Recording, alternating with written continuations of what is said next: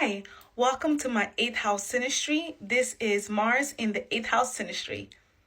Since we are talking about Mars, the energy with this synastry is going to be very fast energy, very primal, very physical, a lot of activities, and also, just like the Mars Aries energy, battles. Let's begin with the positives.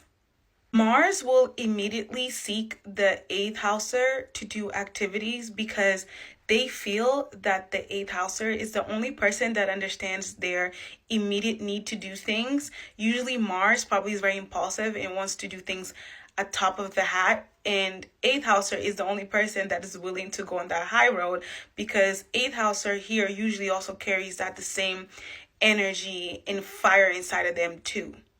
Eighth houser can teach Mars how to take a step back sometimes because the eighth houser is a bit more patient due to their background circumstances.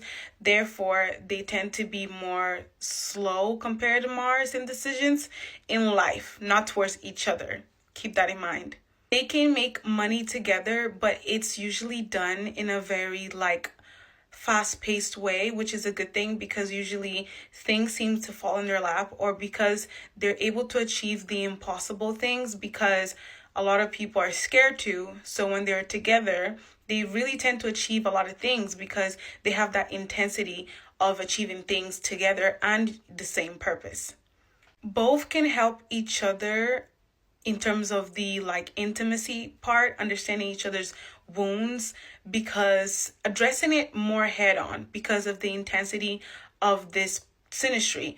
A lot of them, if they have issues, all tends to kind of not disappear, but is more blunt. The energy is more in your face. So if they're trying to hide something in terms of the intimacy, if they're insecure about something, it tends to be ignored and just dealt by face. So they feel really comfortable in that department because they just feel like they're not going to be judged because the intensity is so fast paced that they just give or show to the other.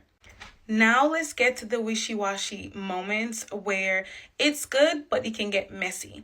Mars loves the physical expression of the eighth houser, but sometimes it can be too much. Sometimes Mars can purposely do things to provoke the eighth houser because they love that passion that comes from the eighth houser. And it's also a way to confirm that the eighth houser still likes them or will still be around. So they do these things to see how much love the eighth houser actually feels for Mars. Mars will protect the eighth houser and vice versa. They tend to argue when they're together a lot and not agree with each other's morals, but in front of other people, they will have each other's back no matter what, even if they don't agree. There can be jealousy from both parts, but this is like a trigger, and usually it starts with the eighth houser. The eighth houser starts getting jealous, but it might even hold in. They are better at holding in that they're jealous compared to the Mars. Mars all of a sudden, when eighth houser, because the way eighth houser reacts is by doing something that knows that the Mars will not like. So it does that to reverse the push and pull effect so that Mars then can be the one jealous instead of eighth houser being jealous. Both can energize each other, but it can be a good thing. But sometimes when they want to focus and settle down, they can really take each other up to each other's limits just because of feeling craving and constantly feeling that intensity. So even though it's good, it can then start to be bad because not all the time will not be violent because it's Mars. So it can get really hurtful. Even if it's verbal, it can get really hurtful because you really are pushing each other to its limits.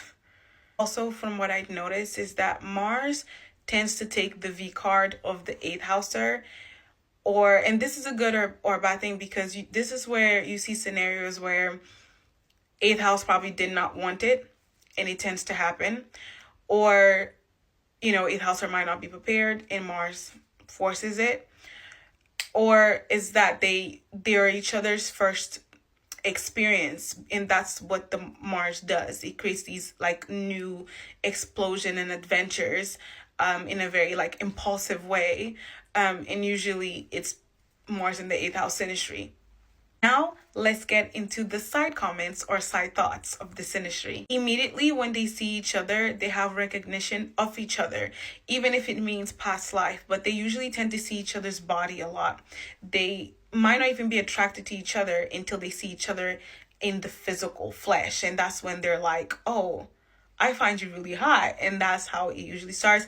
And usually when this happens, nobody can pull them. Usually they get stuck. If you're in this industry, you know what I'm talking about. You get really stuck with this person and you feel like you can't separate from them. And usually people in the room can notice that too. And that usually I notice that triggers people. This industry triggers people. I guess it's because it's the Mars energy, but people don't really like when these two come together like this.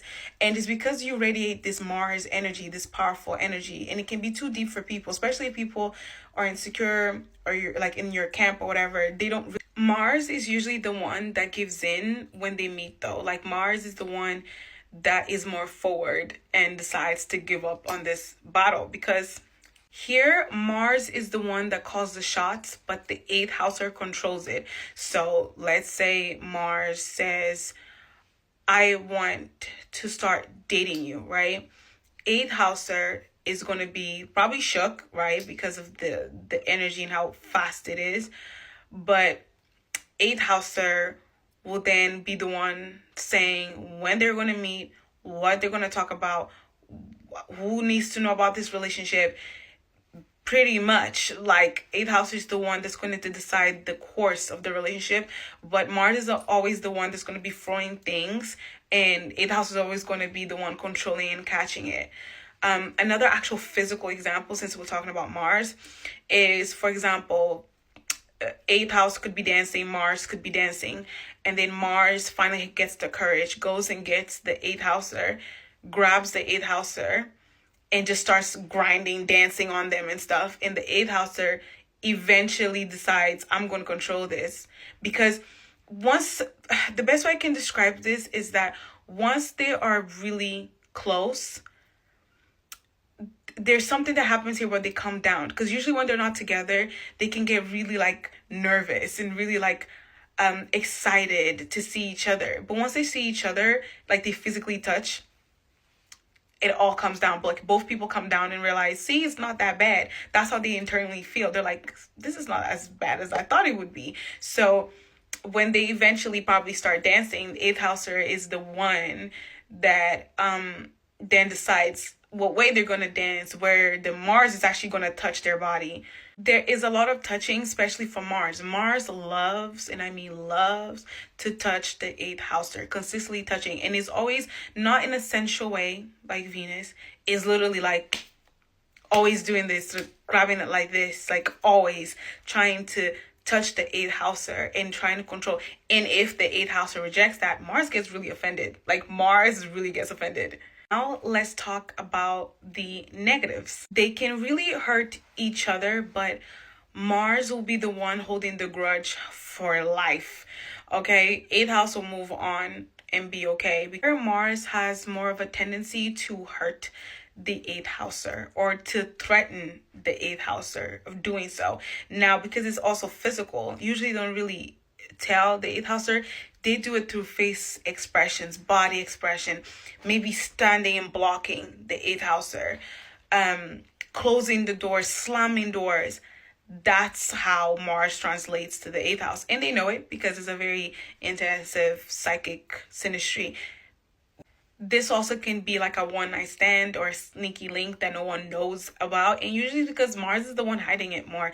Eighth house doesn't really care here. It's more the Mars that cares. The term matized comes from this synastry where both people can't really leave each other because they feel like they're the only ones that really understand each other's body language. So these two also can make impulsive decisions in terms of contracts, signing contracts, investments.